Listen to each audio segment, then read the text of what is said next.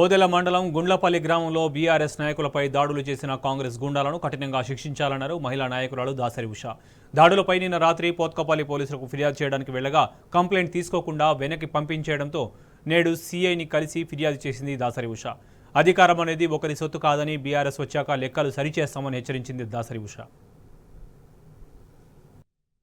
గుండ్లపల్లి గ్రామం ఓదెల మండలంలో బీఆర్ఎస్ నాయకులని సర్పంచ్ గారిని వాళ్ళ తమ్ముడిని వీళ్ళందరినీ కొట్టడానికి కాంగ్రెస్ నాయకులు కార్యకర్తలు కాదు కాంగ్రెస్ గుండాలు వచ్చిళ్ళన్నారు.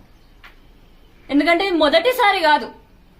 వాళ్ళు ఎందుకు కొడుతున్నారో కేవలం ఒక బీఆర్ఎస్ పార్టీ నాయకులు అవ్వడం వల్లనే కొడతారు. దానికి మించి ఎందుకు కొడుతున్నారో ఇంకెవరికి తెలియదు. ఎట్లనంటే రాళ్లు పట్టుకొని కర్రలు పట్టుకొని సంపడానికి వస్తారు బీఆర్ఎస్ నాయకులని ఈ కాంగ్రెస్ గుండాలు. ఎందుకంటే అక్కడ ముఖ్యమంత్రి ఏం చెప్తాడు, పేగులు సీల్స్తా గుడ్లను వీకుతా అని అక్కడ అంటే ఇక్కడ వీళ్ళు ఆచరిస్తారు. వీటన్నిటికీ ఫుల్ స్టాప్ చెప్పకపోగా ఇక్కడ ఉండే అధికారులు, అసలు పోలీస్ అధికారులు భద్రత కల్పించాలి.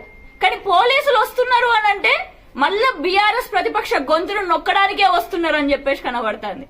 పోలీసులు ఏంది చెప్పు చేతుల్లో ఉంటాలా, కాంగ్రెస్ నాయకులు చెప్పు చేతుల్లో ఉంటాలా? వాస్తవానికి పోలీస్ స్టేషన్కి వెళ్లి పిటిషన్ తీసుకోండి అయ్యా అని చెప్పేసి అర్జిస్తే ఈ రోజు మేము తీసుకోము అని చెప్పేసి కనీసం పిటిషన్ ని కూడా యాక్సెప్ట్ చేయలేదు. ఒక అక్నాలెడ్జ్మెంట్ కాపీని కూడా వీళ్ళకి ఇవ్వలేదు.